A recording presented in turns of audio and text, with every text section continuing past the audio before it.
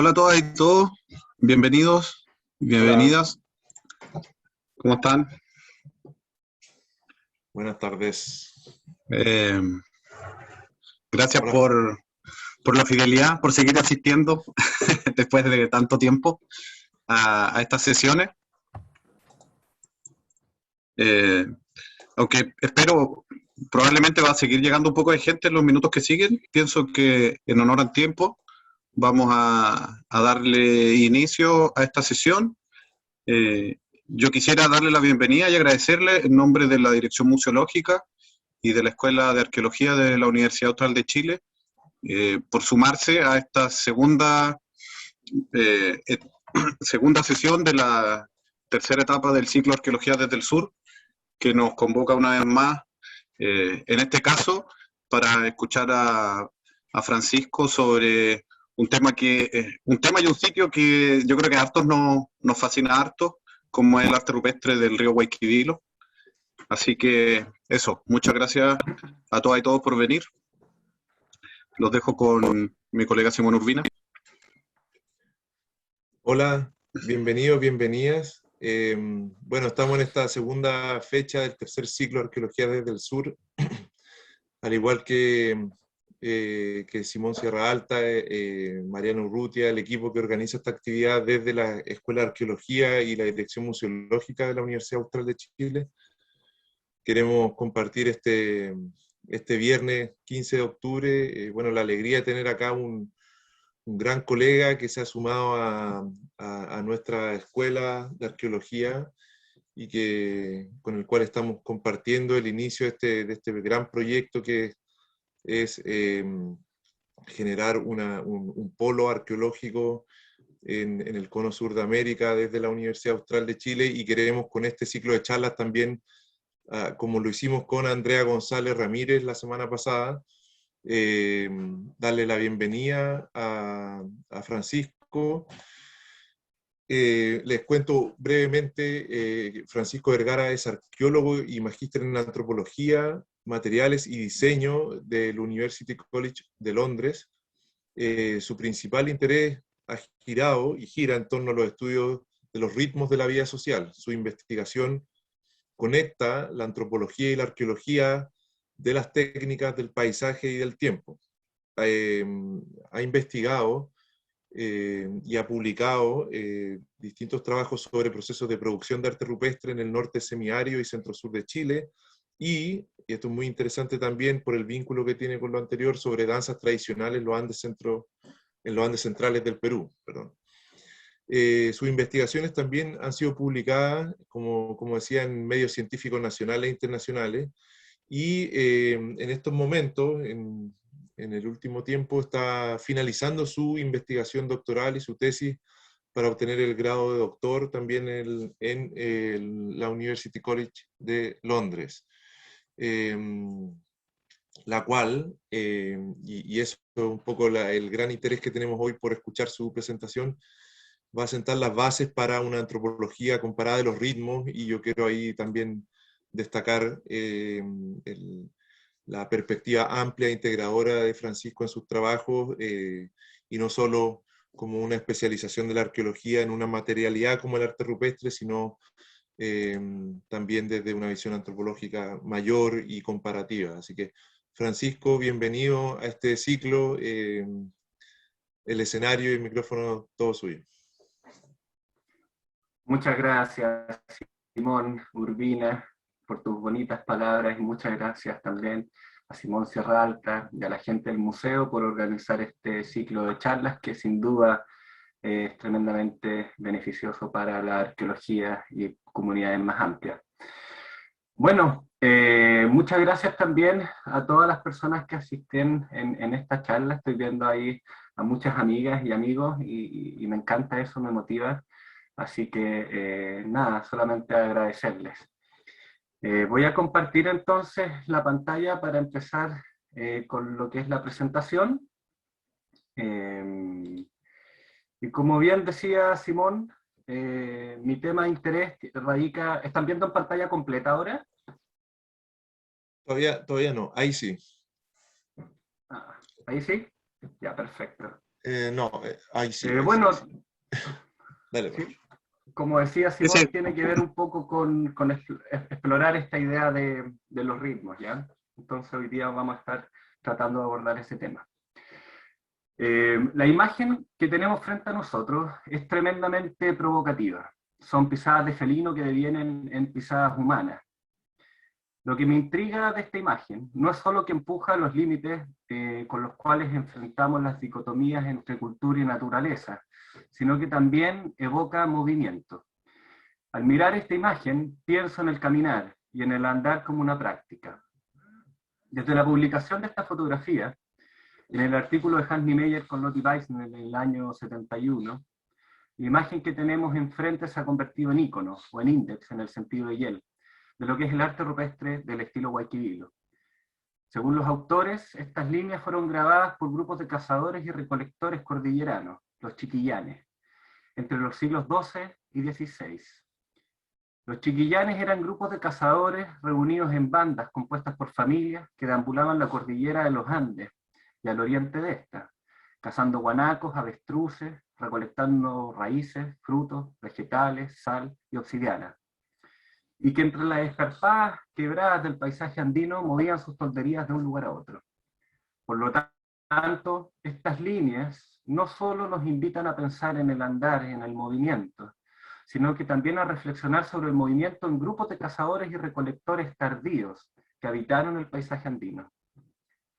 El tema del movimiento en grupos de cazadores y recolectores ha sido, por supuesto, que de gran interés para toda la antropología y la arqueología.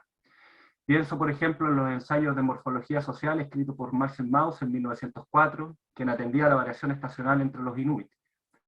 Pienso también, por ejemplo, en las obras que ahora son clásicas sobre movilidad y patrón de asentamiento de Binford y también en las de Richard Lee. Sin embargo, en esta presentación no quiero producir representaciones espaciales o cartografías abstractas, sino que, por el contrario, me gustaría acercarme más a lo que Bruno David llama paisajes de movilidad o a las geografías sagradas de Ballard. Lo que quiero entonces es pensar en el movimiento desde el cuerpo. Y esta decisión no es azarosa, sino que más bien explica mi propia trayectoria, y que por supuesto no es solitaria, sino que reúne a muchas otras personas que han marcado mi camino, y en especial me refiero a mis dos grandes maestros, Andrés Troncoso y Christopher Tilley. Les debo a ellos entonces las enseñanzas de que podemos y de que es necesario explorar el movimiento más allá de lo que fuera una distancia entre dos puntos. La exploración del movimiento, asociado a este arte rupestre, ha sido una procesión que me ha llevado por diferentes ámbitos del saber. Estas líneas me han llevado desde la antropología a la arqueología y viceversa, a la etnohistoria, a la performance y a la danza. En esta procesión he descubierto bastantes cosas. Por ejemplo, y esto a modo de anécdotas ya, o de hipótesis, que una de las primeras obras antropológicas producidas en Chile lleva por título Cautiverio Feliz, que fue escrita en 1673 por Francisco Núñez de Pineda. O por ejemplo, que la gente de las tierras bajas le temía a la gente que habitaba en la cordillera, en las tierras altas. He pasado también por las pinturas de Rujendal y también por la revista Zigzag. Y lo que quiero decir con esto es que el estudio de este arte rupestre, del arte rupestre Guayquivilo, sobrepasa los límites de la arqueología, ¿ya? Y sobrepasa los límites también del artículo científico, y que es una cosa que a mí me agrada en demasía. Ahora bien, por supuesto que todas estas líneas no solamente son huellas, ¿ya? No son solamente huellas de pisada. En Guayquivilo también encontramos una gran variabilidad visual, ¿ya? Que está compuesta por un número exuberante de líneas paralelas, figuras de simetría axial, secuencias de puntos, grecas, círculos y triángulos. Sin embargo, y a pesar de toda esta gran variabilidad visual que están ilustradas en estas láminas, el arte rupestre de Guayquivilo conecta o tiene en común 5 grandes aspectos. En primer lugar, hay un número importante de todos estos petroglifos, de todas estas líneas, que presentan un largo total que es realmente asombroso, muchas veces sobrepasa incluso los 3 metros. En segundo lugar, todas estas líneas fueron desplegadas o dispuestas en enormes planchones rocosos que son semi-horizontales. Algunos de estos planchones superan los 60 metros de largo. En tercer lugar, dentro de estas grandes alfombras rocosas, como las describen Hans Niemeyer y Lotte Weissner, las líneas, todos estos petroglifos se suceden unos a otros, siguiendo prácticamente la misma orientación alargada que las alfombras de roca. En cuarto lugar, todos estos petroglifos y todas estas alfombras rocosas se encuentran localizadas en quebradas de la cordillera de los Andes, sobre los 1600 metros sobre el nivel del mar. Esto significa que durante invierno, todas estas piedras quedan cubiertas por un manto de nieve. Finalmente, todas estas líneas, un segundo, que no me está cambiando la lámina. Estos son los grandes alfombras rocosas, y como les contaba, quedan completamente cubiertas por nieve. Bueno, esto significa entonces que todas estas líneas, ¿ya? Además, por otro lado, se encuentran distanciadas de lo que son los campamentos residenciales y logísticos, ¿ya? En donde estos cazadores habitaron el paisaje andino. Y finalmente, todos estos aspectos en conjunto, a mi parecer, refuerzan la importancia que debe haber tenido el movimiento entre las personas que grabaron estas líneas. Ahora bien, estas líneas no solo dejan entrever entonces una estrecha relación entre lo que sería el arte rupestre y el movimiento, sino que también evocan una relación con el tiempo, o mejor dicho, con varios tiempos. Por ejemplo, el hecho de que estos petroglifos queden cubiertos de nieve durante invierno sugiere que la práctica de haber grabado estas líneas estuvo relacionada con un ámbito estacional. A su vez, el mismo acto de grabar la piedra, de picar con un canto otra piedra, y el de andar a lo largo y a través de estas rocas, sugiere también la existencia de diferentes momentos, al menos en la práctica, o de diferentes fases, ¿ya? En consecuencia, en Guayquivilo, tanto el movimiento como el tiempo parecen estar relacionados. Y el objetivo de esta presentación, entonces, es explorar esa relación. Para ello, voy a estar analizando, entonces, el ritmo de producción de estas líneas en un sitio que se llama Calabozo. Este sitio es uno de los 19 sitios con arte rupestre dispersos en la región del Maule. Contiene alrededor del 30% de todo lo que son los petroglifos que registró don Hans Niemeyer con Lotte Weissner, ¿ya? Y los diferentes sitios. Y además contiene la mayor cantidad de variabilidad en términos visuales. Acá encontramos prácticamente, o sea, encontramos todo el panteón iconográfico que se llamó en su minuto estilo Guayquivilo. Y la manera en que voy a abordar entonces este estudio, esta relación entre tiempo y movimiento, es desde el ritmo.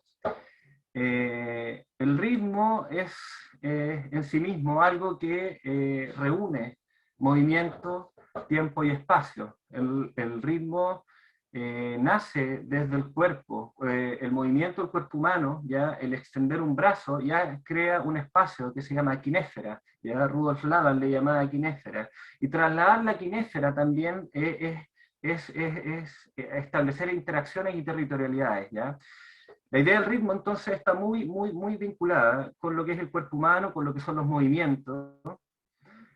Y también, por supuesto, que alude al tema de la temporalidad, ya al tema del tiempo, pero no necesariamente al tiempo del reloj, no necesariamente al tiempo de la máquina o al tiempo abstracto, sino más bien al tiempo de la experiencia, a las series B, al tiempo subjetivo. ¿Ya? Entonces son etapas, son fases, son momentos. Hablamos de duraciones también cuando vamos a enfrentar la idea de ritmo. ¿Y esto por qué es interesante también para el tema arqueológico? Porque a su vez también nos permite escapar un poco de lo que son las cronologías, ¿ya? Visiones más que nada lineales. Acá estamos hablando de tiempos que son prácticos, ¿ya? Muy vinculados, por ejemplo, los trabajos de Pierre Bourdieu, de Nancy Moon, ya algunas propuestas de Alfred Jell también. Es el tiempo más que nada de la práctica. Estamos hablando de la práctica y el tiempo. Y esa es la gracia que tiene el ritmo, ¿ya? Que nos permite escapar a esa, o al menos explorar ese ámbito de temporalidad. Pero por otro lado también nos permite mucho hablar sobre el espacio. Como les contaba, la kinéfera, el espacio producido desde el cuerpo, desde el primer movimiento, pero a su vez nos permite hablar de territorios, ¿ya? Y acá sobran autores, que nos han enseñado de alguna manera cómo finalmente estos movimientos y los tiempos que tienen estos movimientos van creando lugares, ¿ya? Entonces, toda esta relación que a mí me evoca, esta imagen de estas patas, de estas pisadas felinas que devienen en pisadas humanas, ese andar, esa relación de movimiento y que también a mí me alude al tiempo, lo voy a hacer desde ahí, ¿ya? Desde el ritmo, desde el estudio del ritmo.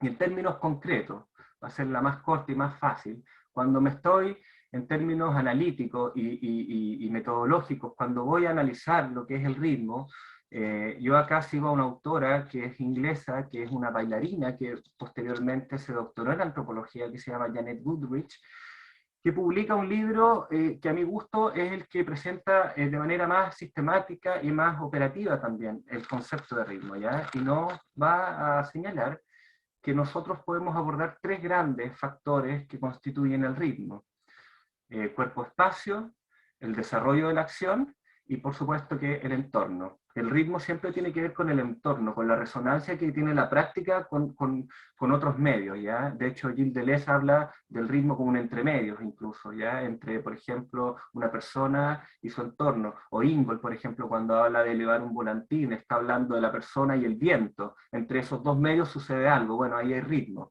¿ya? Entonces, consideramos el entorno también, pero el entorno no como una entidad pasiva, sino que como, por supuesto, con agencia, ¿ya? Acá hay transcodificación. La acción del ser humano impacta en el entorno y el entorno impacta la acción del ser humano, ¿ya? Estamos en ese ámbito de entender las cosas. Bueno, y en cada uno de estos grandes tres elementos me voy a estar enfocando en ciertos componentes y atributos, ¿ya? Por ejemplo, en lo que es cuerpo y espacio, desde la arqueología, ¿qué cosas podemos nosotros ver? O qué se me ocurrieron a mí en su minuto mirar, ya seguramente hay muchas más. Pero, por ejemplo, hablar de los participantes, quienes participan de cierta acción, de cierta performance, de una danza o de una serie, ¿ya? Y en los participantes, bueno, es fácil para nosotros hablar de periodos, por ejemplo, hablar de la organización social de las personas que producen esta acción, de etnicidades en algunos casos, pero también podemos hablar, por ejemplo, de las partes del cuerpo, ¿ya? Y de la estructura corporal con que se lleva a cabo la acción, ¿ya? Y con eso sobre las técnicas y los artefactos también. Podemos hablar de la posición también del cuerpo que tiene en el espacio, hacia dónde mira la persona que está haciendo determinada acción. ¿Está sentado o está parado? ¿O está acostado o está arrodillado? ¿Ya? Bueno, esos son elementos corporales de la acción. Y también podemos fijarnos en el tipo de la acción. Si es que una acción, por ejemplo, sucesiva, se sucede de una acción a otra, están yuxtapuestas o superpuestas, ¿ya? Conceptos que yo los traigo desde el arte rupestre aplicados a este ámbito más corporal, ¿ya? O están separadas o son discretas. También podemos hablar del trayecto de los movimientos, ¿ya? Sobre todo cuando miramos las líneas. Los petroglifos, por ejemplo, en las láminas anteriores, perdón, voy a poner cualquier lámina acá. En esta lámina, por ejemplo, vemos los petroglifos, vemos estas líneas, y uno puede imaginarse también la dirección del movimiento.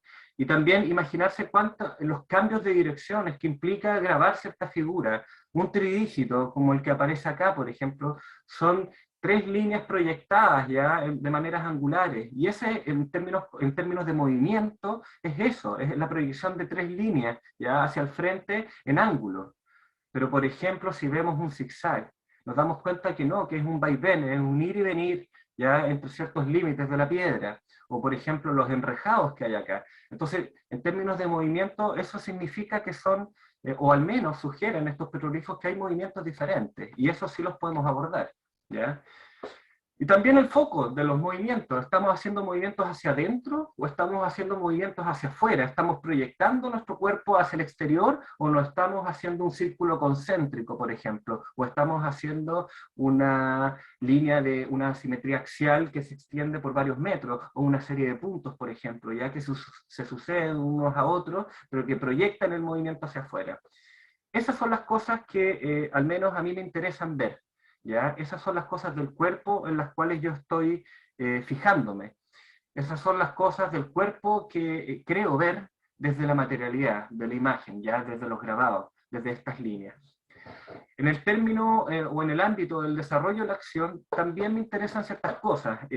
Bueno, acá mi trayectoria también en estos estudios ha sido siempre desde la antropología de las técnicas, ¿ya? O al menos desde ahí empecé. Entonces el tema de las cadenas operativas es algo que siempre tuve en la cabeza, es algo que mis maestros me han enseñado también a mirar, pero también es algo que me han enseñado a criticar, ¿ya? Entonces, no solamente voy a estar hablando, o me gustaría que se me entendieran como cadenas, ¿ya? Como una sucesión automática de pasos, sino que como una itinerancia, como una especie de procesión, ¿ya? Donde también, por supuesto, que hay interrupciones, suceden otras cosas, y hay puntos de inflexión, las tareas son más complejas, no es solamente una pura línea, bueno.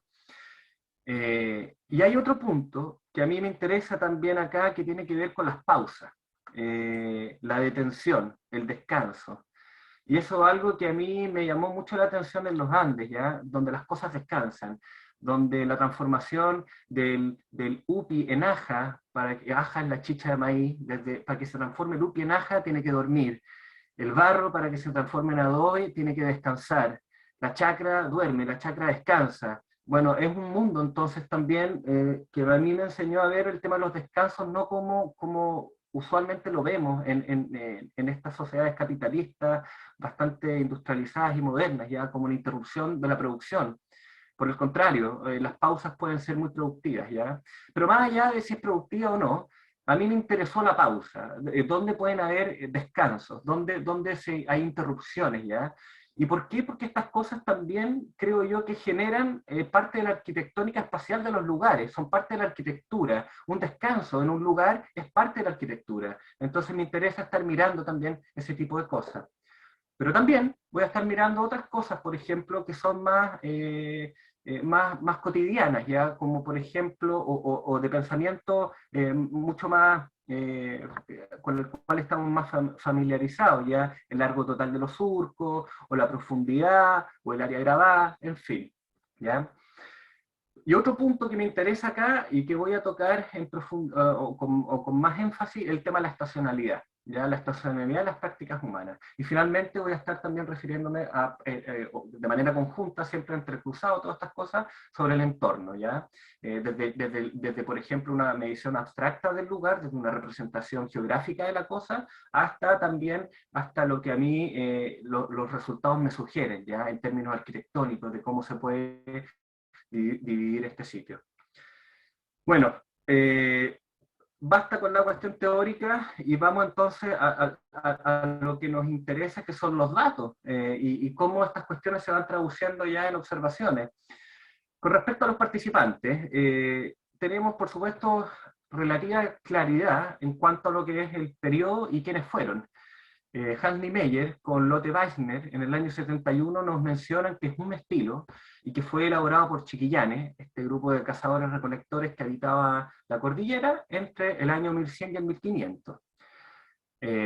Fernández, quien ha estudiado, yo creo, o sea, tremendos trabajos, ya sobre todo en Neuquén, nos va a señalar, y no concuerda con Hans Niemeyer en que es un estilo, sino que son más de un estilo, pero concuerdan en la fecha, ¿ya? Nos va a decir que el estilo Guayquivilo que definió Hans Niemeyer con Lotte Weissner, en verdad son un estilo de paralela a los cuales se suman las pisadas las grecas, ¿ya? Estilos que ya había definido previamente Menguin en los años 50 y que hasta el día de hoy se siguen utilizando con algunas variaciones, por supuesto, dependiendo de las áreas de estudio, ¿ya? Y nos va a decir que el estilo Guayquivilo aparece en Chile y en Colomichicó, ¿ya? En forma de líneas paralelas, y que posteriormente, más o menos en el 1300, recibe las influencias de estos otros estilos, ¿ya? Primero el de las huellas, las pisadas, y luego el de las grecas. Entonces, en términos cronológicos sabemos que hay un acuerdo, y en términos de quién lo hizo, tenemos especies de desacuerdos, ¿ya? Por un lado hay una persona que dice que, bueno, es un puro grupo de cazadores-recolectores, hay otra persona que dice, bueno, podrían perfectamente haber sido más de un grupo. ¿Y cuáles son esos grupos, entonces? Que más o menos nosotros sabemos por documentos históricos, ya, bueno, el estudio de las crónicas también. Sabemos que están los chiquillanes entre el paralelo 33 y el 37, ¿ya? Y que son grupos cordilleranos y que habitan al oriente de la cordillera. Entonces son personas que yo me imagino que, y acá sería maravilloso que en Neuquén se hicieran más trabajo, sobre todo en esta zona, ya más pegado, más entrando hacia la cordillera, de prospección de sitios, no solo de arte rupestre, sino que de sitios habitacionales, que por supuesto Fernández menciona que no son muchos tampoco, pero me imagino que, bueno, cada vez van apareciendo más, cada día entregando más información. Pero bueno, son grupos, para Niemeyer son chiquillanes entonces que están viviendo en la cordillera o al oriente de esta cordillera. Después, hacia el sur, sureste, tenemos entonces lo que son los tehuelches septentrionales de Casamiquela o Huenenaquene, ¿ya? Al sur de lo que serían los chiquillanes tenemos los grupos pehuenches, y hacia la costa, hacia el Pacífico, hacia las tierras bajas, tenemos lo que se llamaron los pormocaes, ¿ya? Entonces, claramente tenemos acá, por supuesto que hay, y esto es lo que sabemos nosotros de acuerdo a estas fuentes, vamos a saber incluso cómo era realmente la cosa, probablemente bastante más compleja. Bueno, en esta línea, entonces, quedamos con los chiquillanes, con líneas paralelas, ¿ya? O podríamos hacer bueno, esa articulación entre chiquillán y línea paralela, y Huenenaquene, pisadas y grecas, ¿ya? Sin embargo, bueno, y esta sería un poco más o menos como la demostración visual de esa articulación, ¿ya? Por un lado acá, todo lo que son líneas paralelas, y por otro lado pisadas, y no alcancé a poner grecas. Entonces, pareciera que el arte rupestre, Guayquivilo, o podríamos pensar que el arte rupestre Guayquivilo está en el área surandina, ¿ya? Que de acuerdo a la Giglia vendría a ser un lugar de encuentro entre tradiciones andinas y patagónicas.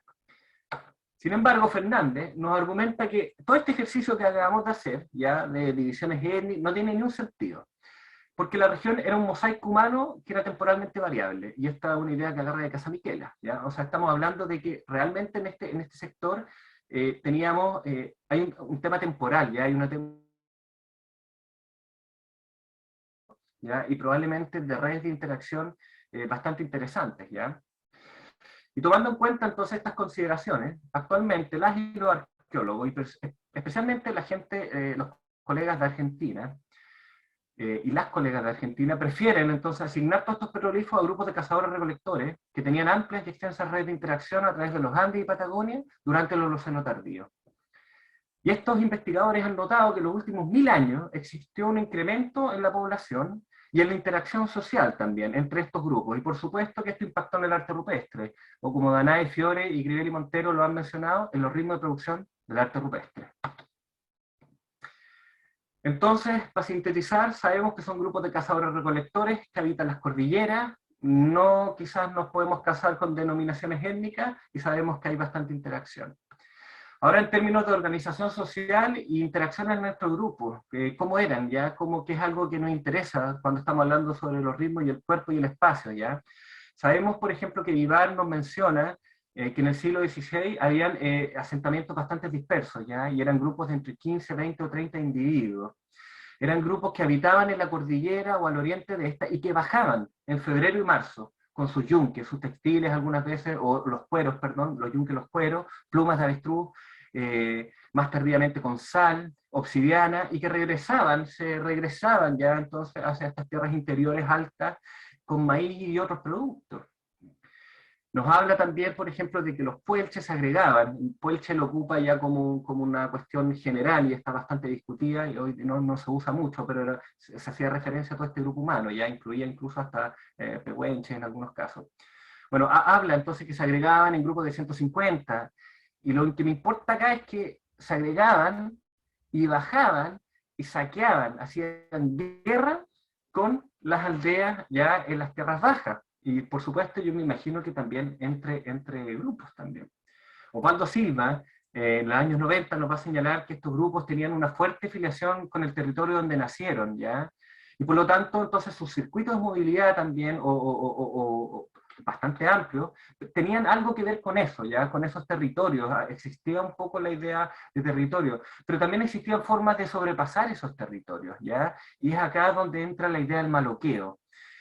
Y el maloqueo es tremendamente hermoso y para mí ha sido una cuestión que cada vez me llama más la atención y yo creo que explica bastante lo que es el arte rupestre y el movimiento y los ritmos del hacer este arte rupestre, ¿ya? El maloqueo, no sé por qué, yo me acuerdo, por ejemplo, de cuando leo sobre cazadores-recolectores acá en este sector del planeta, me refiero a Chile, y a estas cordilleras o a las explicaciones sobre lo que es el Holoceno, no sé, pues, temprano o tardío, como que no aparece este tema, no aparece el tema de la violencia, ¿ya? Y nos olvidamos, por ejemplo, de toda la obra de Pierre Clastres, de las mónadas, yo creo que sí, me da la sensación de que sí había. Ahora, claro, uno puede decir, bueno, no hay evidencia, pero bueno, resulta que si uno investiga, y hay pocas, pero existen evidencias, por ejemplo, fracturas en ciertos huesos, ya. Ahora, ¿qué es lo que pasa? Que es tan poco también la evidencia que, al menos desde las osamentas humanas, es tan poquito lo que hay que, claro, quizás no nos podemos adelantar, pero quizás tampoco rechacemos la idea por completo de una, ¿ya? Y el maloqueo, bueno, hay varias historias del maloqueo, ¿ya? Y acá tengo a 3 citas, por ejemplo, de distintos tiempos, ¿ya? O sea, ya desde el 1560 que se habla de maloqueo, en 1600, casi 100 años después, se vuelve a retomar, y en 1800 se vuelve a retomar, y hasta el día de hoy es algo que sigue, ¿ya? Y hay una lógica, entonces, ahí también, en la interacción y en la organización social de estas personas. Tenemos pintores como Rukendar, ¿ya? Nos está pintando, nos está ilustrando imágenes del maloqueo, y que son súper evocativas también. Por supuesto que esta ya, uno puede decir, bueno, esto no es Chiquillán, o no es Buenena Kene, pero bueno, son ámbitos de la práctica que yo creo que trascendían esas denominaciones étnicas que hoy en día tenemos, ¿ya? Acá está el rapto de la cautiva también, el tema de los cautivos. ¿Para qué hablar del cautiverio feliz? O sea, existe, ¿ya? Es algo que sucedía. En mayor o menor medida, quizás con mayor grado, en tiempos cuando llegan los españoles, quizás adquieren otras formas, adquieren otras alianzas, pero a mí me da toda la sensación de que este era algo que ya venía sucediendo con anterioridad. Y es algo que, claro, habría que probarlo, habría que buscar las evidencias, pero al menos yo tengo esta inclinación, ya a pensarlo de esa forma. ¿Y para qué hablar de esta otra imagen, por ejemplo, que ya es plena cordillera? Estamos ya entrándonos en las quebradas de los Andes, ¿ya? Y tomando gente cautiva y yendo también regresándonos a estas tierras que son relativamente desconocidas y que la gente de las tierras bajas le teme. Y ahora cuando Vivar dice que la gente de las tierras bajas le teme, no está hablando de él, no está hablando de sus españoles que vienen a conquistar, está hablando de los nativos, ¿ya? De la gente que estaba ahí. Entonces yo creo que es algo que realmente venía sucediendo.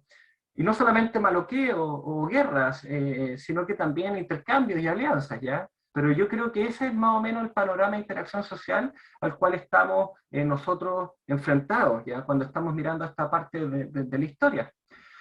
Y en términos de organización social, acá, por ejemplo, yo me baso harto en ciertos escritos, ¿ya?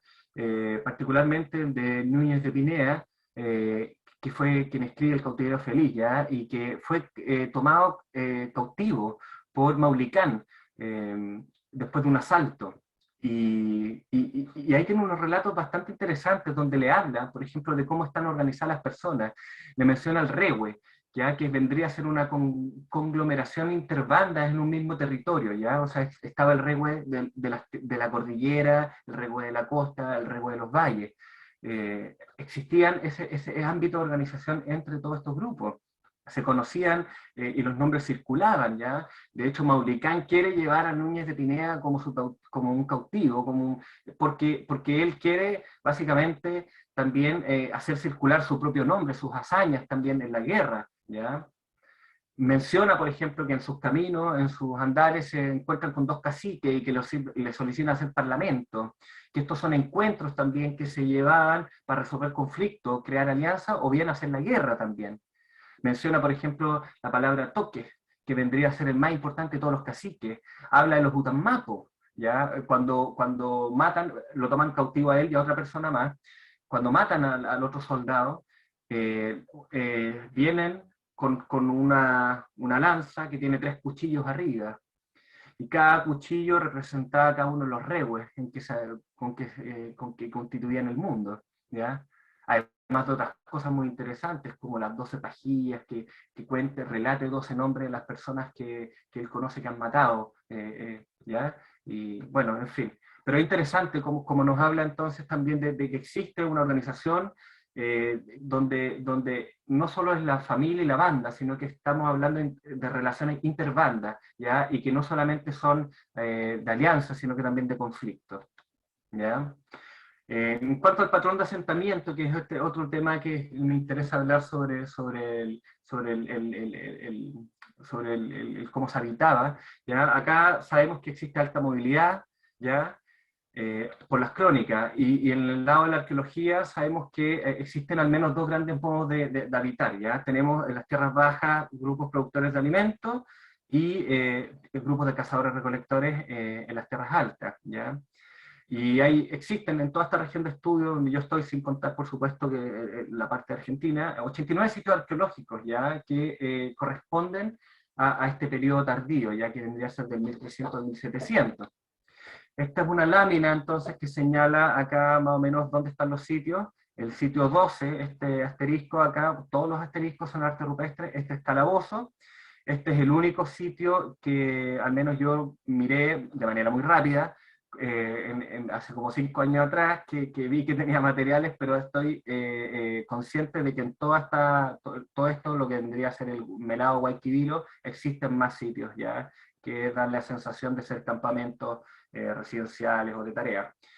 Bueno, todos los asteriscos son sitios de arte rupestre, tenemos canteras de obsidiana, sobre todo en la parte alta acá de lo que es el río Maule, y también un conjunto de sitios que son residenciales o logísticos, sobre todo, por ejemplo, acá los que están en Alero Melado 1 y 2, ¿ya? Y también acá abajo el sitio Pehuenche, y por supuesto todo lo que estudió Mazzone con Donald Jackson y la Roxana también en el sector de las 7 tazas, ¿ya? Acá interesante porque hay sitios con cronologías similares, ¿ya? Que están siendo, por ejemplo, que no tienen nada de cerámica y a los autores les alude a grupos de cazadores-recolectores, y paralelamente tenemos otro tipo de sitios que sí hay, que sí tenemos, ¿cómo se llama esto?, evidencias de grupos que podrían ser, o al menos de cerámica, más que de cualquier otro grupo. En cuanto a las cronologías, el sector al cual yo me estoy refiriendo, ya que viene a ser desde Pehuenche hacia arriba, ya, o sea, desde más o menos los 700 metros sobre el nivel del mar hasta los 1700, a los cuales al primer sector me voy a referir como las tierras bajas, después un sector intermedio entre los 1000 y 1700, y después un sector alto andino ya sobre los 1700. En todos estos sitios nosotros tenemos, en todas estas áreas tenemos sitios arqueológicos, y como vemos acá, van desde más o menos el año 1000 hasta tiempos tardíos, ya hasta 1700, 1800. Y vemos que hay una concentración potente, ya desde el 1300 más o menos hasta el 1600. Y que están siendo todas estas áreas que yo estoy definiendo acá, estas 3 diferentes, están todos siendo utilizados ya al mismo tiempo. Ahora bien, Pehuenche es un puro sitio, y todas las fechas que ustedes estén viendo acá son de pocos sitios, pero asumo que todo este espacio, todo este territorio, todo este paisaje debería ser relativamente similar. Ahora voy a hablar un poco sobre el entorno entonces y el desarrollo de las acciones.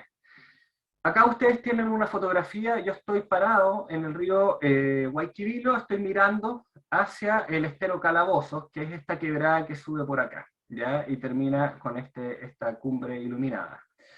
Entonces, en el sitio Calabozos, que está arriba, ya uno tiene que ascender toda esta quebrada, en el sitio Calabozos no se han encontrado otros restos que sugieran, por ejemplo, campamentos o una vida, no sé, habitacional, donde se cazó, se procesaron alimentos, se tallaron artefactos.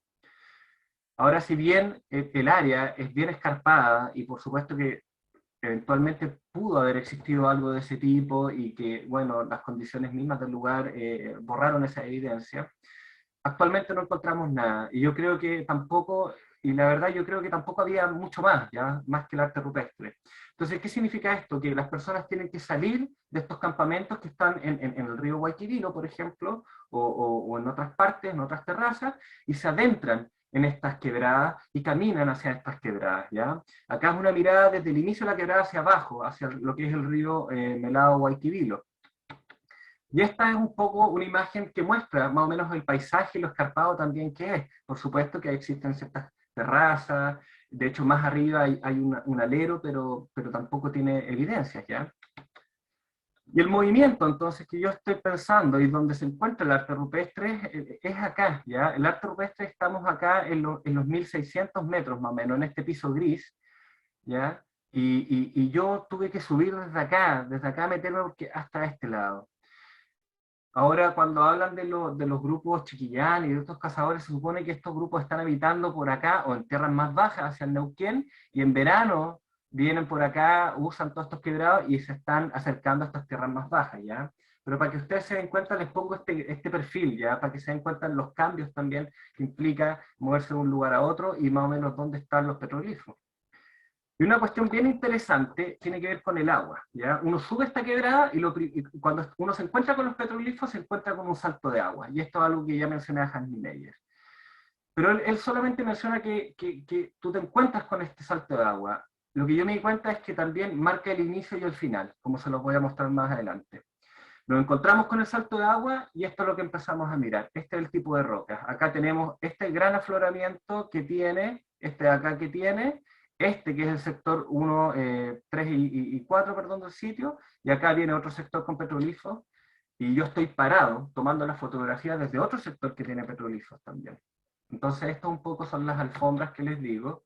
Esta imagen es muy bonita, acá se nota cómo el grabar, por ejemplo, al grabar las líneas uno está parado sobre la línea que graba. Los petroglifos, a mí por lo menos me había tocado ver siempre petroglifos de frente, ya uno graba una roca que está al frente, acá no, acá son petroglifos que están en el suelo, uno tiene que estar sobre la roca para poder grabar. Y estas son fotos, bueno, de los sectores donde se encuentran los petroglifos, es el lugar donde acampamos, y más arriba por esta quebrada acá viene otro sector más. Este, que es donde tomé las primeras fotografías que les contaba, este es un sector bien interesante porque no es una alfombra como las otras, y es un sector que en su centro recoge agua, ya se acumula una especie de laguna temporal, por supuesto muy esporádica nomás, que tiene que ver con los deshielos, y que alrededor de esto se hicieron petroglifos. Y este vendría a ser un caso más disruptivo, porque se aleja un poco a todo lo otro que vemos. Bueno, y el tema del agua. Acá está el agua, que marca el inicio y el final de las cosas, ¿ya? Y eso es bien interesante, esa resonancia con el entorno. Estas fotografías aéreas entonces nos muestra, uno viene subiendo por este lado, ya por donde muevo el cursor, se encuentra primero con este sector, luego este sector, luego esta gran formación rocosa de acá, existe una leve separación, existe este otro sector 5, y finalmente si uno sigue subiendo acá donde muevo el cursor, da la vuelta, llega acá donde está este último salto de agua, y acá de nuevo vuelven a haber petroglifos. Más arriba ya no hay nada, ¿ya? Entonces, acá pues, creo que me he demorado bastante, ya se me está acabando el tiempo. Lo que quiero decir acá, al menos para volver hacia el tema del ritmo, es cómo finalmente esta práctica también de grabar resuena con su entorno, corresponde con su entorno, agarra elementos del entorno, transcodifica cosas del entorno y es capaz de hacer arquitectura, es capaz de generar ya el inicio y el final, una entrada, el principio de una acción y el final de otra acción, ¿ya? Y eso es bastante, o a mí al menos me llama mucho la atención. En los minutos que queda les voy a tratar de seguir mostrando más sobre las imágenes y los movimientos. Bueno, esta claramente acá muestra el salto de agua que termina con el sitio. Y bueno, en términos de prácticas, ya de cuánto se grabó en cada lugar, acá yo hice un ejercicio y de contar la cantidad de petroglifos que existían por cada una de estas alfombras, ya que nos va a hablar un poco también de parte de los ritmos, parte de la acción es que genera lugares. ¿Ya? Entonces, una repetición de una acción, la repetición de una acción constante en un mismo lugar, genera, genera genera una intensidad en esa parte, ¿ya? Acá hay más petroglifos grabados que en otros lugares, ¿ya? Si uno hiciera un gráfico de temperatura, esta parte del sector 3, por ejemplo, sería rojo, mientras que el sector 1 sería, no sé, azul, frío. Entonces es interesante también que a lo largo del tiempo la gente decidió también reiterar, repetir, que es parte del ritmo, repetir una acción entonces en ciertos lugares y no en otros. Y esa cuestión genera la arquitectura del lugar finalmente. ¿Y por qué? Porque si tú vas hoy en día y te mueves por ese lugar, te vas a quedar detenido mucho más tiempo y vas a estar mirando mucho más petroglifos en esos lugares que en los otros, ¿ya? Ahora en términos del cuerpo, del movimiento, significa lo mismo. La gente dedicó más tiempo, más energía en esos lugares y no en otros. Y eso es interesante. Y esto es un poco lo que les estoy contando. Sí, acá es realmente sorprendente. Yo no estoy hablando de 1, 2, 3, 4, 5. Estamos hablando de miles, bueno, no de miles, de cientos de líneas, cientos de líneas de movimiento. ¿Ya? Cada una de estas líneas es una mano que se mueve, que pica y que proyecta también su cuerpo en el espacio. ¿Ya? Y es así de sorprendente la cantidad de petroglifos que existen acá, versus otras áreas que, por ejemplo, tienen muy poco. ¿Ya? Y esta también tiene que ver con la orientación de cómo se graba. ¿Ya? Yo les hablaba acá que existe un movimiento que es abandonar los lugares habitacionales y ir a estos lugares, ¿ya? Pero dentro del lugar y correspondiente con esta arquitectura existen otros movimientos. Está el movimiento mismo del grabar, que no voy a poder entrar en detalle en esta presentación, pero también está el movimiento, por ejemplo, a lo largo, ¿ya?, de estos sectores. Y estos sectores es interesante porque si se fijan, por ejemplo, en esta lámina, acá vamos a tener que existe este movimiento que es ascender, ¿ya? Ascender desde Guayquivilo hacia el sector de Calabozos, por el estero Calabozo, un movimiento que tiene esta dirección, y moverse de un sector a otro también sigue la misma dirección del curso del río, ¿ya? Yo paso al sector 1, al sector 2, al 3, al 4, al 5, al 6, al 7. Pero dentro de esto, acá yo me muevo distinto en los paneles, me muevo a lo largo de las rocas, ¿ya? A lo largo de estos planchones. Entonces tenemos dos grandes ámbitos de movimiento, ¿ya? A lo largo de los planchones, siguiendo la línea de los planchones, y por otro lado, ascendiendo. Y después, cuando ya entramos al ámbito de las imágenes, acá ya tenemos polirritmia. ¿Qué significa esto? Que acá hay múltiples cambios de direcciones, hay petroglifos que tienen líneas continuas, otros que tienen líneas discontinuas, hay miles de maneras de moverse, ¿ya? Hay ciertos patrones que uno puede decir. Por ejemplo, que la mayoría de los petroglifos tienden a proyectar figuras hacia lo largo, ¿ya? Voy a retomar acá una lámina que a mí que encuentro que es demasiado evocativa sobre lo que les estoy contando, que es una línea de puntos, ¿ya? Yo quiero que por favor observen esta línea de puntos. Esta escala acá es 1 metro. Entonces tenemos estas líneas, por ejemplo, de simetría axial, las líneas paralelas, que siempre se van a mover en esta gran dirección a lo largo, y que además implican arrastrar la mano también en una línea hacia afuera, proyecta el movimiento hacia afuera. El punto es diferente, el punto es una marca que se hace, es un movimiento direccional, pero acá se sobrepasa esa direccionalidad, lo concentrado, lo hacia adentro, y miren la línea que a mí me sorprende, en verdad. Es una tremendamente larga, ya con puntitos también que hacen circulitos entre medio y que sigue, y otros puntitos, otros círculos, y sigue la línea, y acá tiene una línea que, un punto de fuga que se va hacia otra parte, pero también retoma por acá. Bueno, en fin. Eso es un poco lo que tiene que ver con el movimiento mismo de crear estos petroglifos, ¿ya? Para ir finalizando, porque ya la verdad es que estoy completamente sobrepasado en tiempo, solo les voy a mostrar más imágenes Acá tienen de nuevo esta idea de lo que es grabar hacia lo largo, imagínense estos petroglifos. Y lo que quiero decir con esto, finalmente, para ya terminarla y cerrar la presentación, es que a mí toda esta investigación de los ritmos me han sugerido ciertas cosas. La primera es que estamos frente a una producción de arte rupestre que, sin lugar a dudas, está relacionada con la temporalidad y las estaciones. ¿Ya? Acá hay cosas de invierno y de verano, no se pueden grabar las rocas cuando están cubiertas de nieve. En segundo lugar, yo creo que esa temporalidad de visitar estos lugares, de salirse del cajón de Guayquivilo, ¿ya? De salirse del río principal, a mí me da la sensación que tiene que ver con liberar áreas. Liberar áreas que son fundamentales en la interacción de las personas. Esto blanco acá es la ruta natural que uno tiene para bajar, para acceder a las tierras bajas. Si ustedes se fijan, todos los petroglifos están situados en rutas laterales a estas, ya que te permiten despejar estas grandes rutas. Entonces a mí me da la sensación de que son movimientos en verano y que además tienen o están relacionados con este ámbito también de liberar ciertas rutas. ¿Y por qué? Porque también el grado de interacción, como mencionan los colegas de Argentina, es bastante mayor, pero también hay mucho conflicto.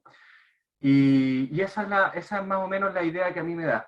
Y con eso quiero terminar, ya más o menos sugiriendo estas hipótesis de trabajo, que este arte tiene que ver con el conflicto, tiene que ver con la guerra entre cazadores, y sin lugar a dudas marca un ritmo bastante particular de grabar.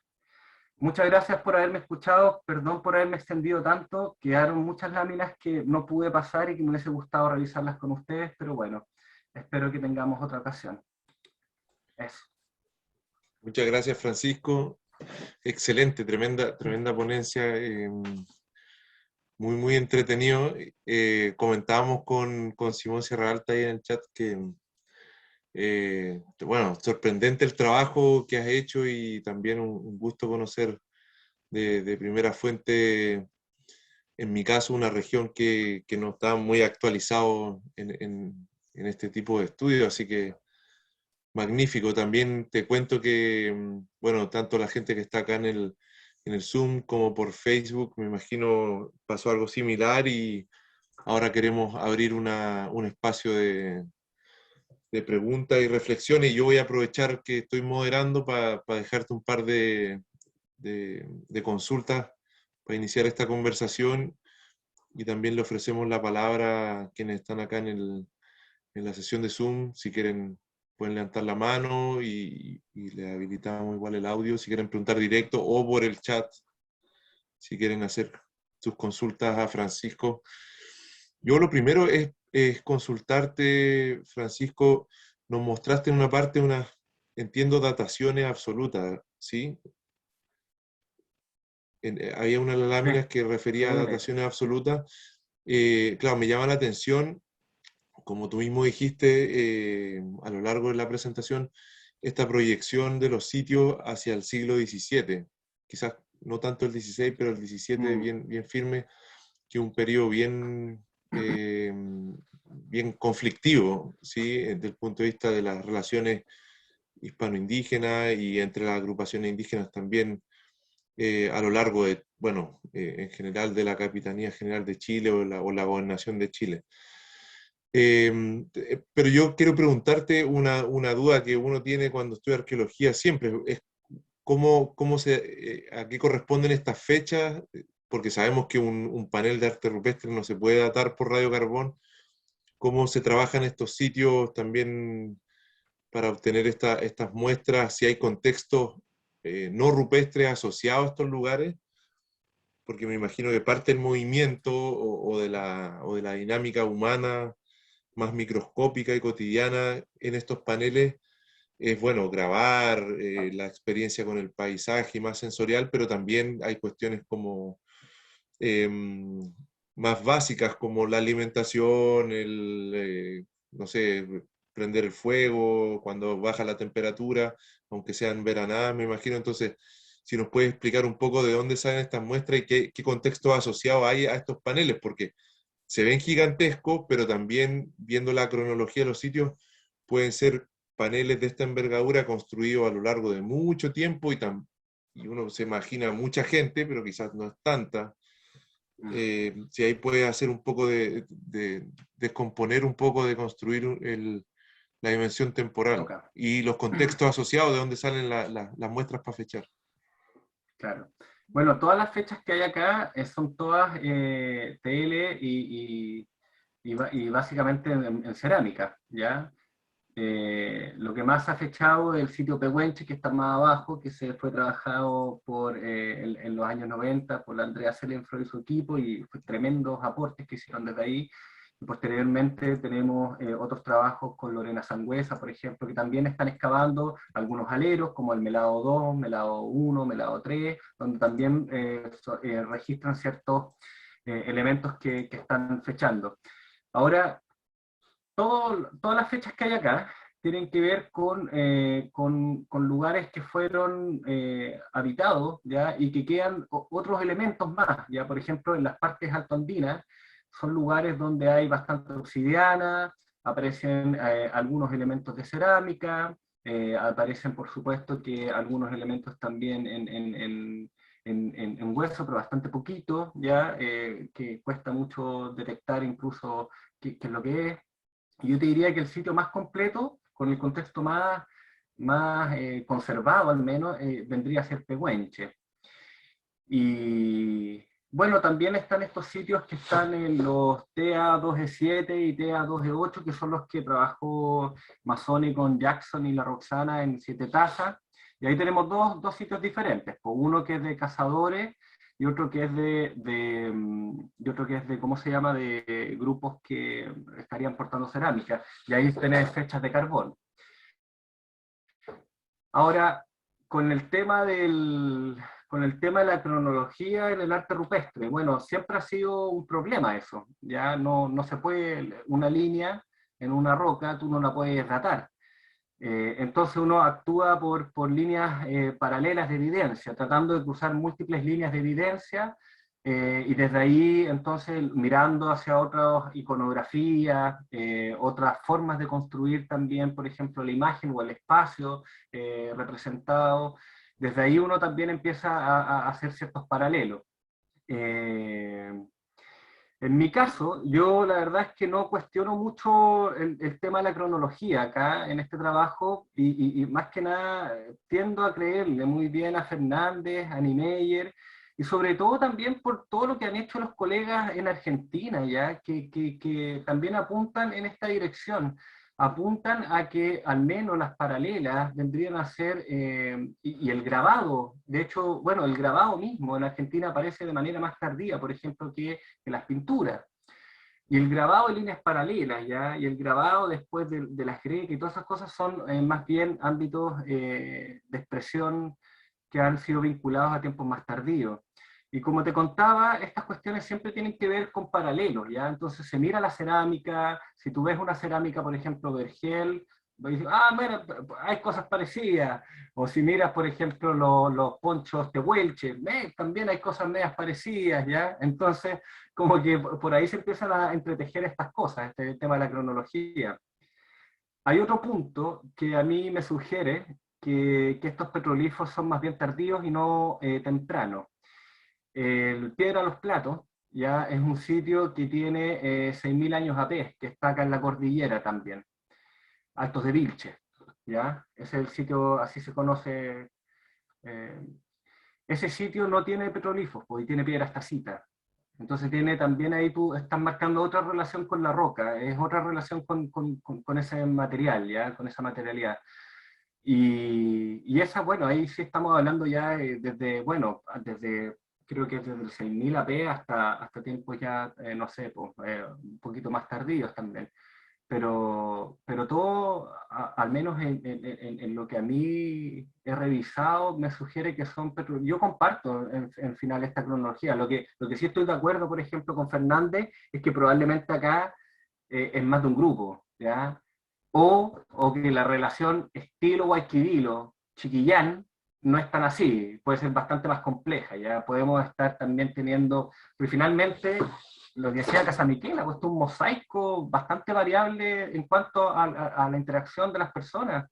Por ejemplo, la Guadalupe Romero, la Anaí, ¿cómo se llama? Ramiro Barberena, ellos tienen muchos trabajos, por ejemplo, donde también están viendo estas redes de interacción y que son súper amplias. O sea, cuando ellos hablan del Neuquén y los petrolíferos, están hablando de petrolíferos que están súper alejados de acá, pues, en términos de kilómetros, ¿ya?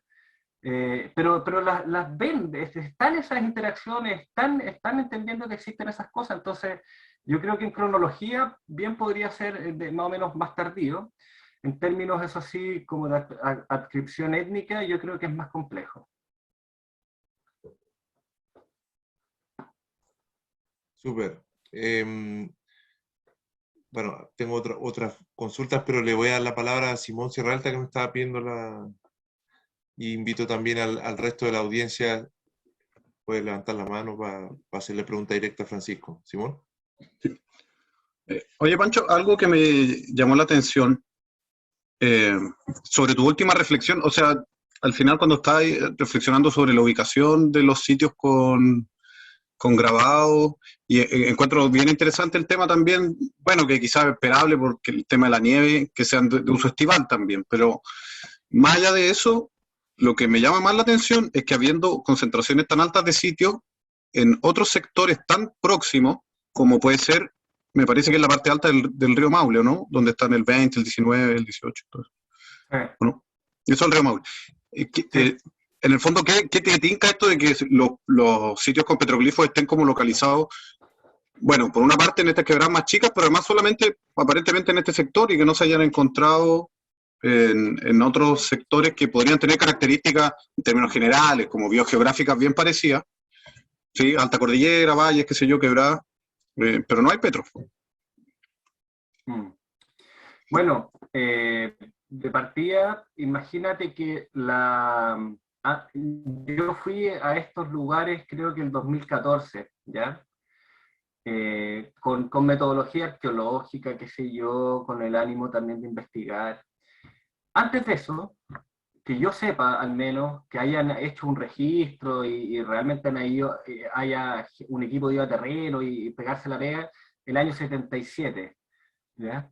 Entonces, ¿qué es lo que quiero decir con eso? De que acá todo este espacio es un espacio que demanda ser investigado y que seguramente vamos a encontrar, como te contaba, yo sé que hay unos estudios de impacto ambiental que se hicieron por acá, que nunca me quisieron pasar los datos, lamentablemente, que encontraron hartos sitios, ya harto cerámica al menos, cerámica y otros líticos, acá en esta zona blanca.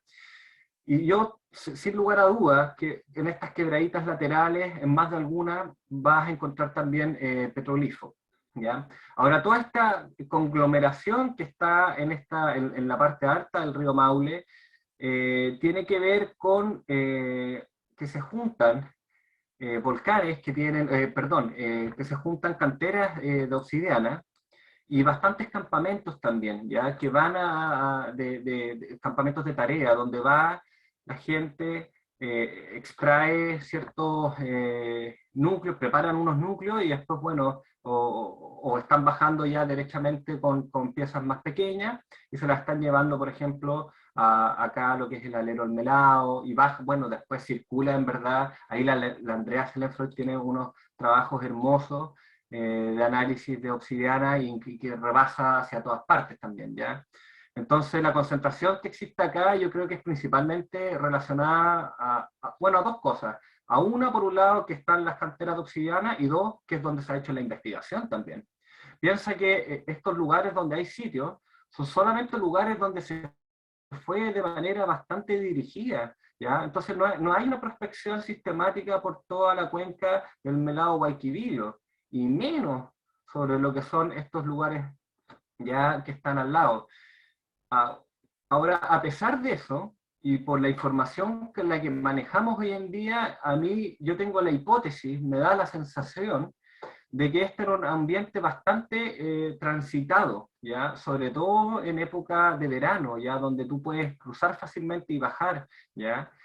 y me da la sensación de que no era un grupo, sino que muchos grupos que están ahí, y también hay que, bueno, de alguna manera hay que evitar o regular el conflicto, pues, si no, no nos podemos matar todos.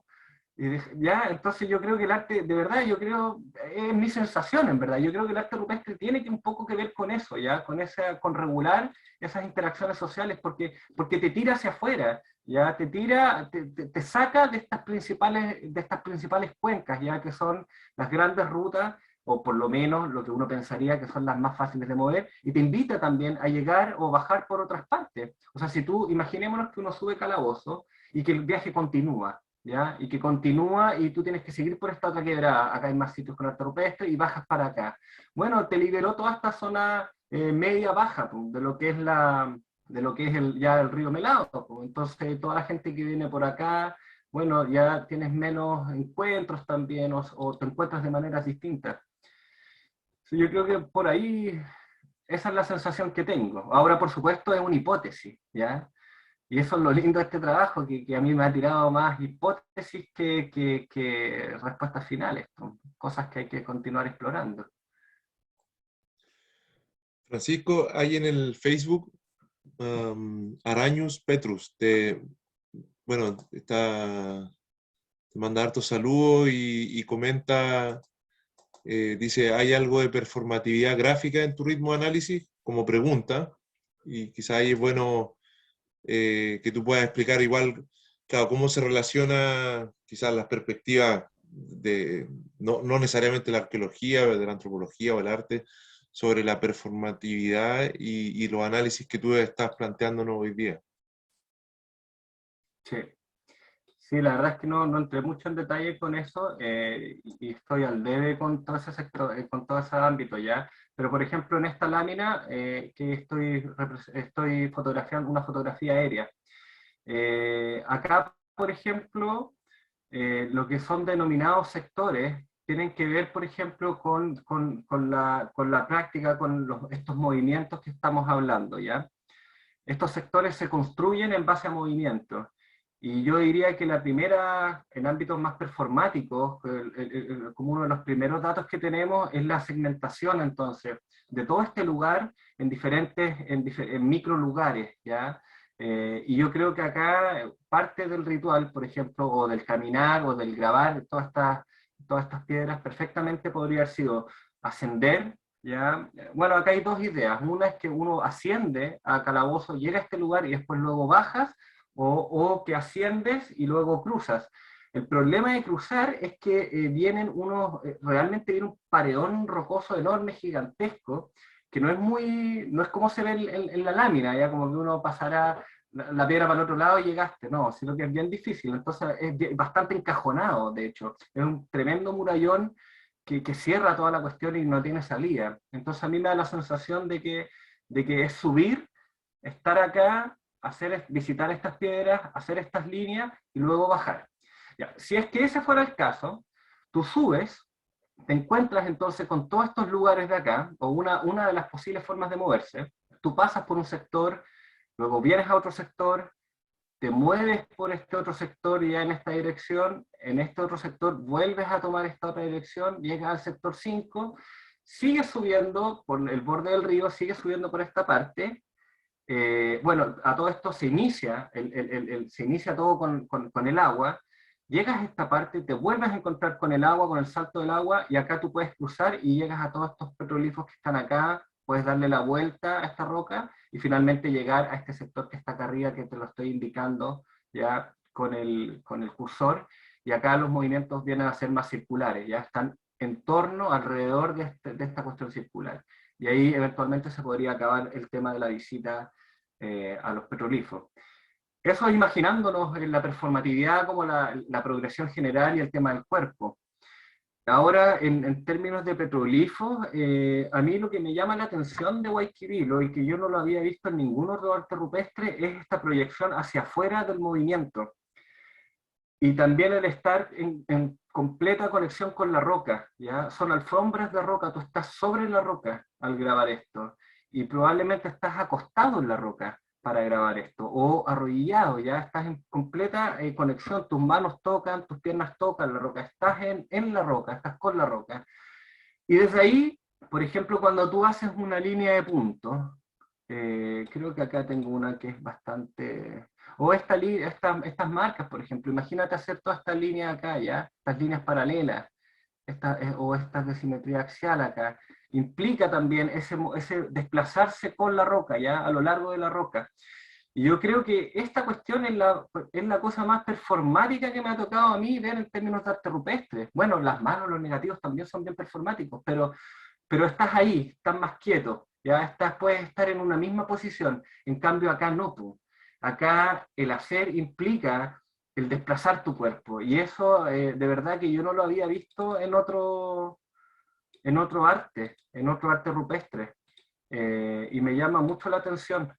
Casi todos los petroglifos que yo había, imagínense por ejemplo, esta patita, o sea, ya no es solamente la pata como ícono del movimiento, sino que además la cantidad de puntitos que llegan hasta acá, y empezar un puntito, otro,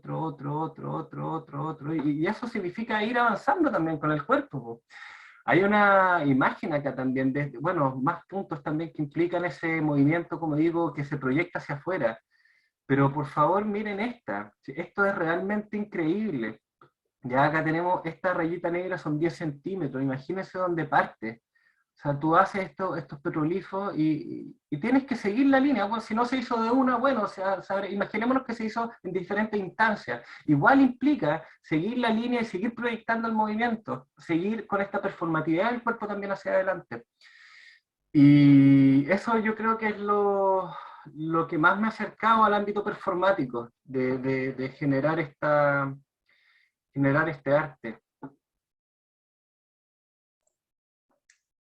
Súper.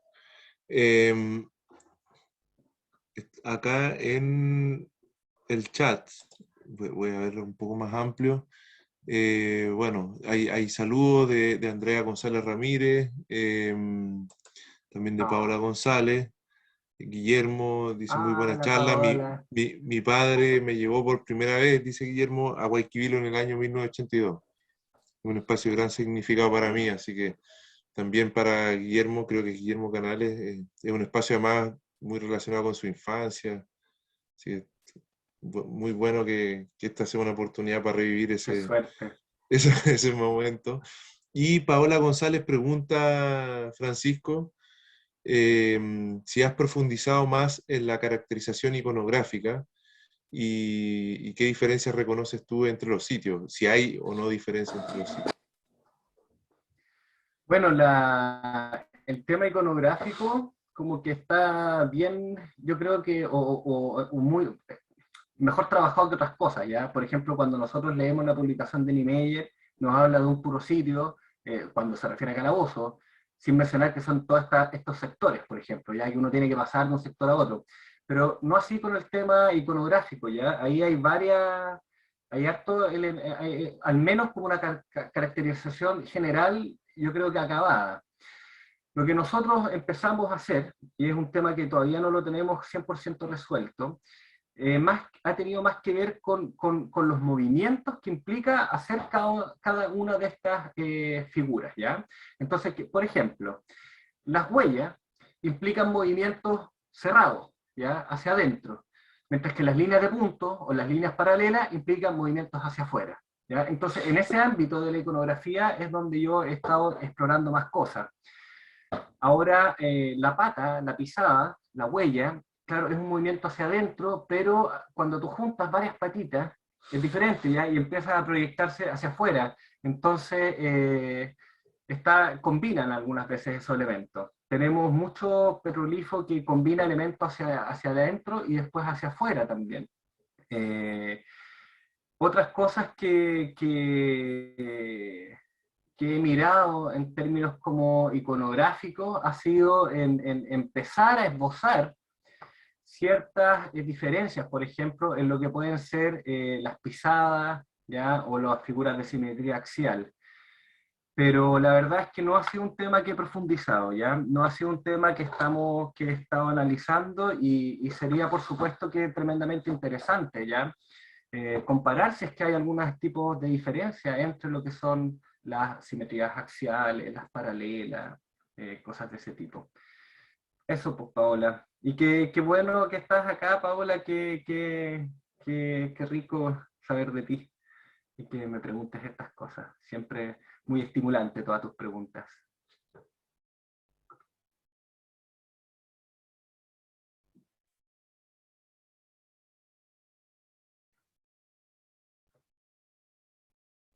No, Está no te muteado, escucho, Simón. Simón. Perdón, ahora sí, estoy leyendo una segunda pregunta después de la de Paola, de Renzo Arauz, que es estudiante de la carrera de Arqueología en la Universidad Austral. Dice, profesor Francisco, una pregunta. ¿Existe alguna relación entre los petroglifos y distinciones sociales entre los grupos cazadores-recolectores? Bueno, Y dice, una cosa más, dice, además de los ideogramas en sí o del arte rupestre en sí, si existe alguna manera de que quisieron expresar algún tipo de comunicación entre los grupos. Claro, sí, sabemos que no hay un lenguaje alfabético detrás, pero yo agregaría lo que dice Renzo, que bueno, si está metido aquí el siglo XVI, XVII, XVIII, probablemente hay que matizar un poco esa reflexión, o sea, deberían haber algunos elementos ya propios de la interacción con la cultura ibérica, ¿no? Y ahí quizás no es solamente comunicación no alfabetizada. Eso es lo que dice Renzo, y también Javier Letelier manda felicitaciones y saludos a tu trabajo, Francisco. linda, Javi, qué bacán. Gracias, Javi. Bueno, mira, con la segunda de las cosas, comparto contigo, Simón, el tema de cuando nos metemos en tiempos más tardíos ya, bueno, ahí está el trabajo Martínez, que tiene una frase muy linda que dice que el arte rupestre es una historia al margen de la escritura, ¿ya? O sea, es tremendamente potente y tiene que ver con eso también, ya con quizás marcar, no con letras, sino que de otras maneras, con líneas, relatos también, ya narrativas y por supuesto comunicar, ¿ya? Entonces, ahora, ¿qué es lo que comunicaban? Difícil, al menos no es un tema que yo haya planteado, la pregunta del qué significa ya o qué está comunicando, sino que más bien me enfoqué en el tema del movimiento, los ritmos y la temporalidad de estos movimientos. Por ejemplo, cuándo empieza el sitio, dónde comienza esta práctica, ya, bueno, con las aguas, dónde termina, cómo uno se mueve. Entonces no es un tema que me haya... Y la verdad es que tampoco nunca me he metido en eso, ya, en el tema del significado. Eh, con respecto a la primera pregunta, ahí cuando comencé la presentación, ahí yo creo que traté también de exponer un poco eso. Por ejemplo, Menguín habla, no sé, ya de que las grecas son diferentes, por ejemplo, a las pisadas. Fernández lo toma también, lo reconsidera. Para Lineyer es toda una misma cuestión. Y para cada una de estas personas también, cada una de estas cosas vendrían a ser especies de pancartas, ¿ya? O marca, ¿ya? A marca territorial, étnica. Entonces, la paralela, Chiquillán, eh, las pisadas y las grecas guanenaquenes, ¿ya? Pero como después la cosa sigue avanzando, las investigaciones siguen y sobre todo acá hay que reconocer mucho el trabajo de los colegas argentinos, ¿ya? De las arqueólogas y los arqueólogos argentinos, porque son ellos los que, y ellas las que han hecho la mayor cantidad de contribución en lo que es Guayquivilo, sin incluso haber ido a los sitios, sino que abordándolo en términos más, de perspectivas más regionales. Ellos ya, y ellas deciden finalmente no hacer este tipo de adscripciones, ¿ya? De que esta marca es esta persona y esta otra marca es esta otra persona. Y yo creo que va por ahí también, o al menos a mí me convencen, ¿ya? Yo no sé si, yo no me atrevo a decirte que la pisada que yo estoy viendo en Guayquivilo corresponde a Huenena Quene, ¿ya? Y que la paralela es un Chiquillán. Más bien creo que prefiero referirme, como lo hacen ellos y ellas, a grupos de cazadores recolectores del Holoceno tardío, ¿ya? Aunque igual no dejo de pensar, igual siempre, y es muy también como que bastante sabroso, pensar en los chiquillos, ¿ya? Pero eso, Renzo, la verdad es que no, yo creo que acá estamos frente a cosas de varios grupos, ¿ya? Varios grupos que están con grados de interacción bastante potentes. Súper, Que sin súper, embargo, Francisco. que ¿Sí? sin embargo sucumben bajo un mismo ritmo, ¿ah? Al menos en términos de generales. Acá en Guayquivilo tenemos, yo en un minuto defino a Guayquivilo como un conjunto polirrítmico, así, un conjunto polirrítmico, no, le llamo un palinsecto polirrítmico, ¿ya? En una parte le pongo así, Guayquivilo es un palinsecto polirrítmico. Y ahí yo reconozco que hay un ritmo general, ¿ya? Un ritmo general que tiene que ver, por ejemplo, con estas cuestiones de los distintos sectores, la arquitectónica espacial del lugar, con el empezar y el terminar, con el agua, ¿ya? En fin, hay como el tema del subir y el bajar, que son ritmos generales, pero la polirritmia viene cuando tú te pones a ver que, por ejemplo, en los largos totales de los petrolíferos hay gran variabilidad. En la cantidad, por ejemplo, cuando uno analiza los cambios de dirección, pucha, hay petroglifos que tienen, no sé, 300 cambios de dirección y petroglifos que tienen 5, ¿ya? Entonces, hay variabilidad también, pues, hay harta variabilidad interna. Súper. No sé, Simón, ¿tú querías decir algo? No, la verdad es que se me quedó prendido Ya. el micrófono. Mil Ya. disculpas. No hay problema. Pancho, bueno, siguen llegando los comentarios y algunas... bueno, Renzo, te da las gracias por la respuesta. Guadalupe Romero dice, muy interesante la charla, Francisco, gracias por compartir tus ideas con nosotros. Saludos de los vecinos rupestres. Y Sí, Nanette gracias, Vergara, Guadalupe. Qué bueno tiene aquí saber que tus está ahí acá. colegas que trabajan los mismos temas, fantástico. También les mandamos un gran Sí, que son saludo. secas, se pasaron. Y Nanette Vergara dice, también, muchas gracias por la presentación. Ya sé, ahí hay un comentario, dice, la representación del arte rupestre del flujo y movimiento del agua inevitablemente se vincula a la vivencia nómade de devenir de los nativos de este territorio. Sí, ese es un comentario que hace Nanette, y luego Omar Saucedo también te da las gracias y te felicita por la charla, Francisco. Gracias a todos ustedes, pues muchas gracias por escuchar también estas cosas, pues, estas ideas que no están terminadas, que no están pulidas, pues, sino que son más bien puntos de inicio. Y comparto lo que dice Nanette también, ¿ya? Estamos hablando acá de un arte rupestre nómada, ¿ya? Son líneas de movimiento nómada también. Y yo creo que también en ese andar, en ese moverse, es importante y no olvidarnos también de la interacción entre grupos, ¿ya? Y de un paisaje que se habita en movimiento.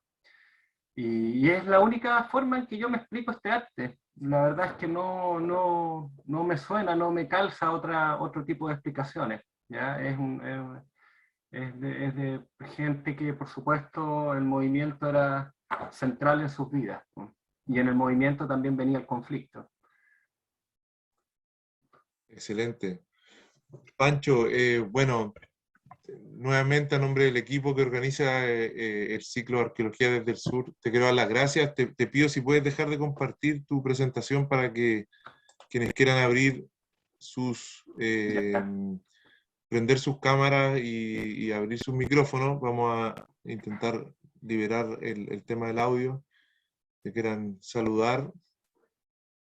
Ahí deberían poder sacarse el mute los que quieran y también poner el video.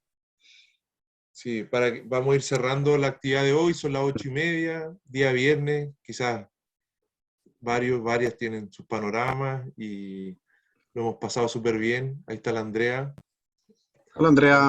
Hola Paola. Hola Paola. La Javi, Guadalupe. Hola Javi, Guadalupe. Guadalupe, la Javi. Qué buena onda verla a todos, se pasaron. Hola Mar, ¿cómo anda? Bueno, súper entretenida la actividad, la charla de hoy. Francisco, también una bienvenida para ti, igual como fue el viernes pasado con Andrea, la bienvenida a la escuela. Francisco, quizás no lo dije al inicio, es hoy el director de la Escuela de Arqueología también, así que un reconocimiento bien importante al trabajo que está haciendo. Y bueno, estamos felices de seguir haciendo este ciclo de arqueología y que sea un espacio de encuentro entre también estudiantes, colegas que están haciendo investigación, colegas de distintos países. Ahí está el Manu o el Gaspar, Javi, también. Nanette también prendió ahí su cámara. Así que, Hola. bueno, dejarles la invitación a que sigan el ciclo el próximo viernes y compartir, bueno, la felicidad con ustedes de la arqueología que nos permite juntarnos. Pancho, te dejo ahí si quieres despedirte. Sí, solamente contarles que me hace demasiado feliz verlas después de tanto tiempo también. Guadalupe no te había visto hace cuánto tiempo, quizás la Pau también. Ay, qué alegría más bonita. Yo creo que eso es lo mejor de la charla, es verla. Así que me alegro mucho, qué buena onda. Y nada, pues, ojalá nos volvamos a encontrar pronto nomás, a seguir tirando ideas y pensando cosas, así que nos estimulen. Muchas gracias a todas y todos por haber venido y estar acá. Buenísimo, Pancho. Gracias a ti. Muchas gracias a todos. La próxima semana va a estar Fran Santana para hacerle propaganda, hablando de cómo se transformó el desierto desde la costa para poder cultivar. Así que todos invitados para el próximo viernes. Y muchas gracias por quedarse hasta esta hora un día viernes, además. Sí. Ahora que no estamos encerrados necesariamente en la casa. Eso, un aplauso Buena, Connie. para Pancho y para Pancho, buena. Ay, la Connie. Estén Chao. súper. Un beso grande. Nos vemos. Qué rico verlas y verlos a todos. Gracias por estar acá. Fíjense. Chao. Chao. Chao. Chao, Andrea.